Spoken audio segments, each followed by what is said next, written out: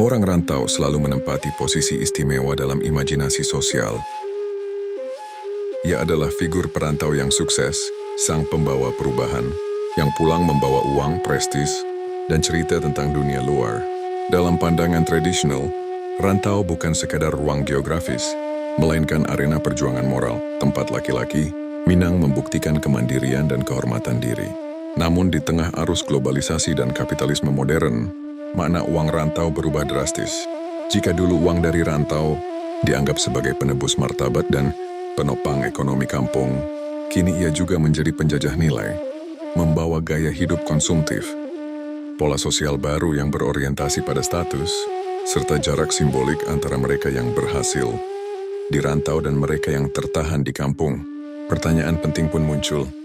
Apakah uang rantau masih menjadi sumber kebanggaan kolektif, atau justru menjadi alat yang memperlebar kesenjangan sosial dan merusak nilai-nilai adat yang pernah dijunjung tinggi?